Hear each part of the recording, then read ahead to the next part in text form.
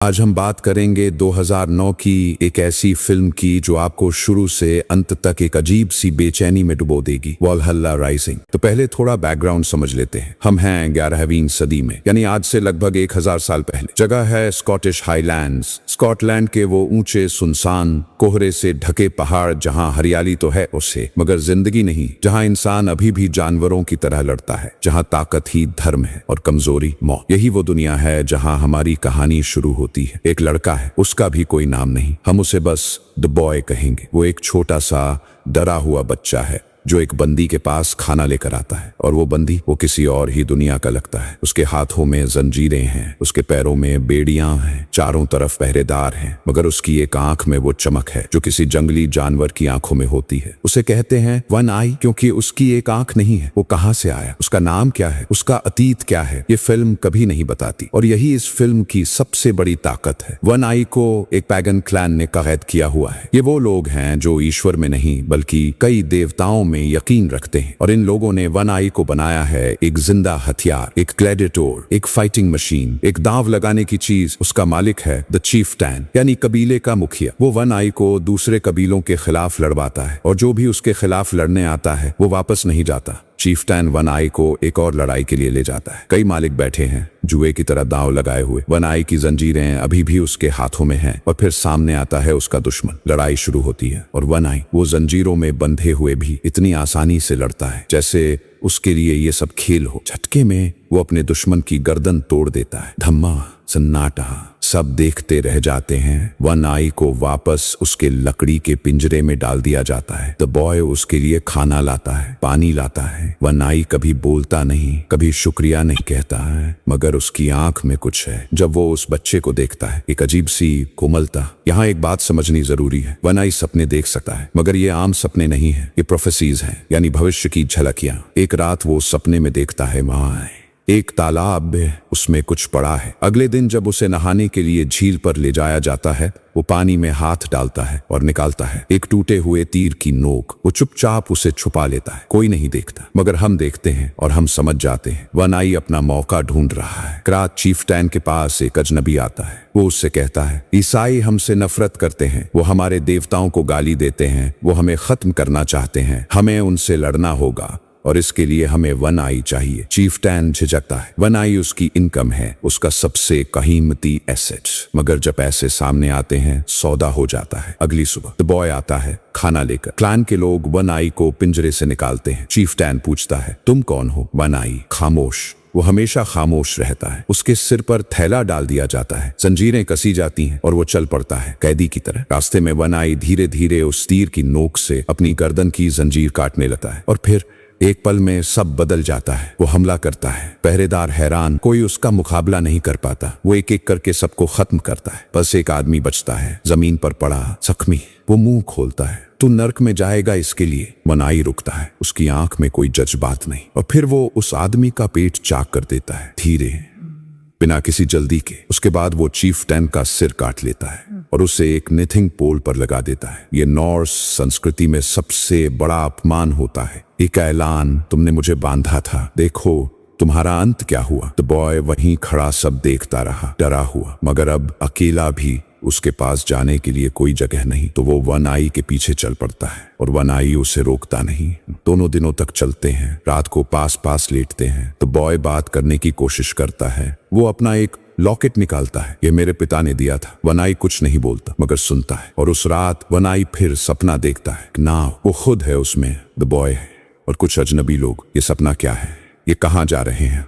अगले दिन उन्हें जवाब मिलता है। रास्ते में उन्हें एक बड़ा ग्रुप मिलता है, क्रूसेडर्स, यानी ईसाई योद्धा। ये लोग अभी अभी एक गांव लूट कर आए हैं, औरतों को बंधक बनाया हुआ है। उनका लीडर है द जनरल। वो देखता है वन आई और द बॉय को और पूछता है क्या ये हमारे क्लैन के हैं? द बॉय डर जाता है और झूठ बोल देता है, हाँ हम ईसाई हैं। जनरल को यकीन नहीं। वो अपने बेटे को भेजता है वन आई से लड़ने के लिए, मगर जनरल का बेटा वन आई की आंख में देखता है और रुक जाता है, कदम वापस खींच लेता है। उसे डर लग गया। जनरल पूछता है इसका नाम क्या है? द बॉय कहता है नाम नहीं है, हम इसे वन आई कहते हैं। जनरल मुस्कुराता है और दोनों को खाने पर बुलाता है। खाने पर जनरल बताता है वो सब जेरूसलम जा रहे हैं पवित्र भूमि को वापस लेने के लिए। बड़ी इज्जत है इसमें, बड़ी दौलत है, बड़ी जमीन है। पुजारी द प्रिस्ट भी बोलता है चाहे जियो या मरो तुम्हारे सारे गुनाह धुल जाएंगे और तुम अपने प्रियजनों को देखोगे। जनरल द बॉय से पूछता है वनाई कहाँ से आया है? द बॉय कहता है मैं वो नर्क से आया है, समुद्र के उस पार। जनरल सोचता है,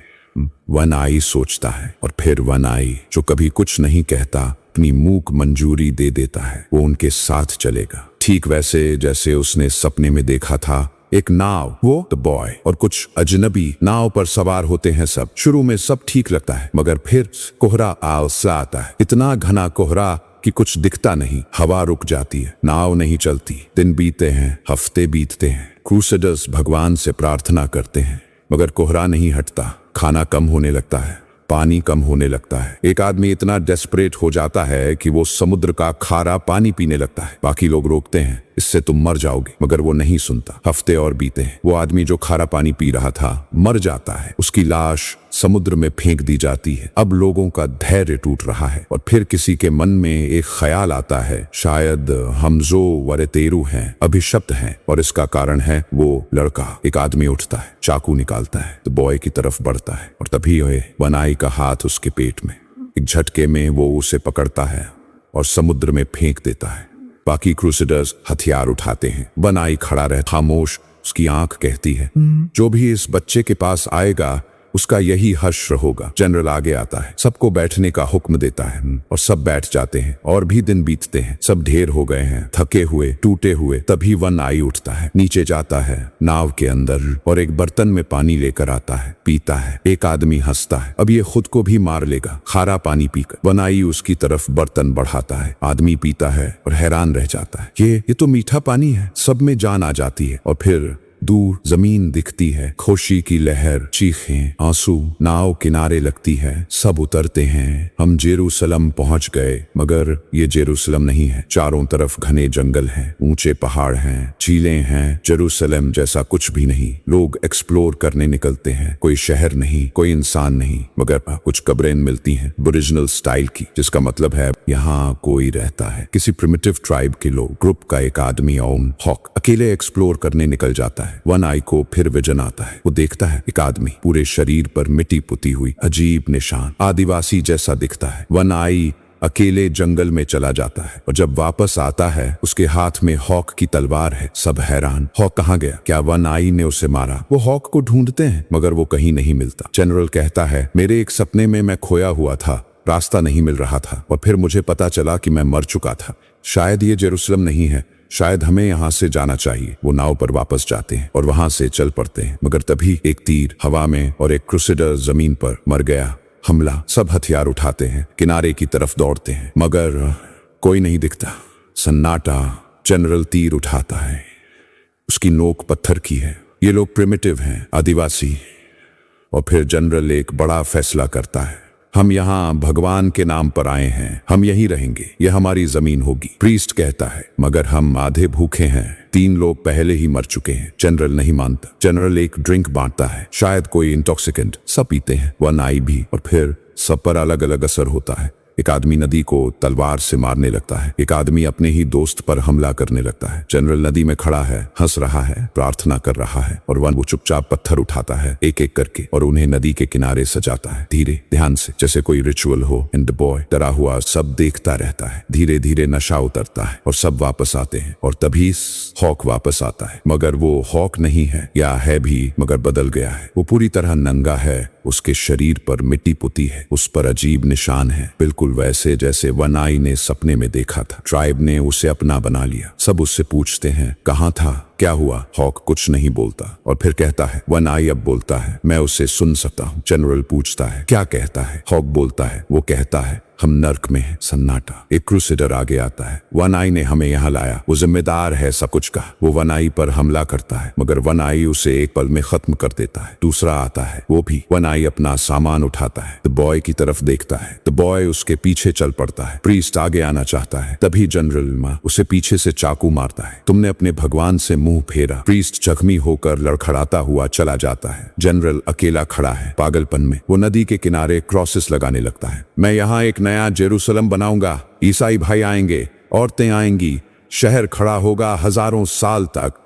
हॉक हंसता है उसकी बात सुनकर, और फिर एक तीर जनरल जमीन पर मर गया। अब बचे हैं वन आई, द बॉय, जख्मी प्रीस्ट, जनरल का बेटा। वो सब एक पहाड़ की चोटी पर बैठे हैं। जनरल का बेटा पूछता है, क्या तुम कभी अपने पिता को माफ कर सकते हो? प्रीस्ट कहता है, मैं माफ मांगने आया था अपने बेटे से, जो एक जंग में मर गया। मैं वहां नहीं था। द बॉय कहता है, वन आई कहता है, तुम एक समुद्र ढूंढोगे, नाव बनाओगे, घर जा सकोगे। जनरल का बेटा पूछता है, और मेरे बारे में क्या कहा? द बॉय रुकता है। वो कहता है, तुम मरोगे। जनरल का बेटा उठता है, मैं वापस जाऊंगा अपने पिता के पास, उनके साथ रहूंगा, चाहे वो मर भी गए हों। वो चला जाता है। प्रीस्ट भी मुस्कुराता है। द बॉय उसे साथ चलने कहता है, मगर प्रीस्ट कहता है, नहीं, मैं यहीं इंतजार करूंगा। वो वहीं बैठा रहता है, अपनी मौत का इंतजार करते हुए। समुद्र का किनारा और आखिरी विदाई। वन आई और द बॉय अकेले चलते हैं, और फिर वो पहुंचते हैं समुद्र का किनारा, ठीक वैसा जैसा वन आई ने बार बार सपने में देखा था। वन आई रुकता है, वो समुद्र को देखता है। उस नजारे में कुछ है, शांति, जैसे एक लंबी थकान के बाद आराम। मगर फिर वो पीछे मुड़ता है और देखता है ट्राइब के दर्जनों लोग चुपचाप खड़े इंतजार करते हुए।